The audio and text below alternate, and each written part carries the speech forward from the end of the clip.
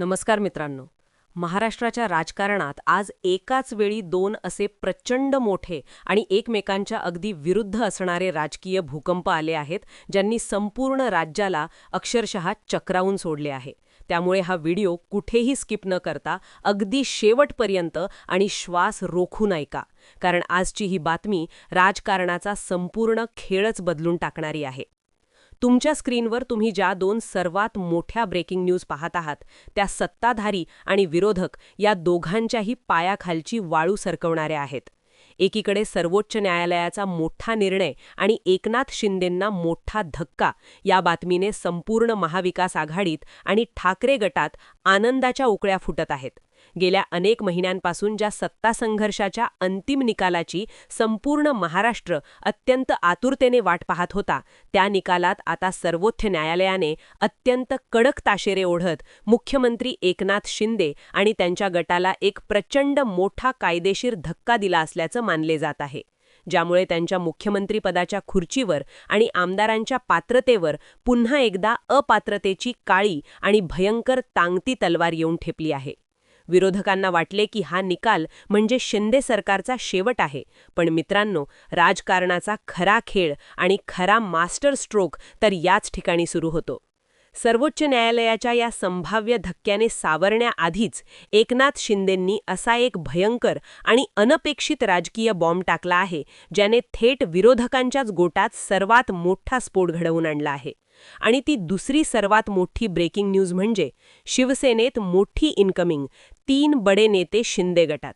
होय, तुम्ही अगदी बरोबर ऐकलत.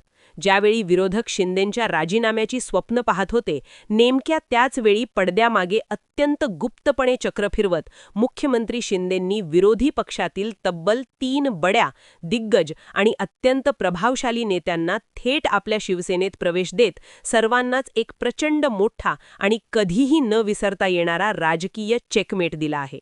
हे 3 बडे नेते नेमके कोण आहेत आणि त्यांनी ऐन निवडणुकीच्या तोंडावर असा अचानक पक्षप्रवेश का केला, या प्रश्नाने आता ठाकरे गट आणि संपूर्ण महाविकास आघाडीच्या गोटात अक्षरशः सन्नाटा पसरला आहे.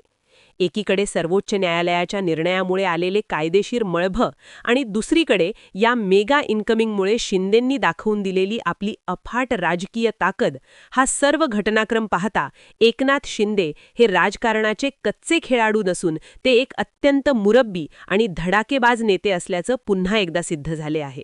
या 3 नेत्यांच्या पक्षप्रवेशामुळे आता आगामी निवडणुकांमध्ये अनेक प्रस्थापित नेत्यांचे पत्ते कट होणार हे निश्चित झाले असून राजकारणाच्या या बुद्धिबळाच्या पटावर शिंदे हे कायद्याच्या कचाट्यात सापडतात की या नव्या शिलेदारांच्या जोरावर पुन्हा एकदा निर्विवाद सत्ता स्थापन करतात, हे पाहणं कोणत्याही थरारक चित्रपटापेक्षा कमी रंजक ठरणार नाही.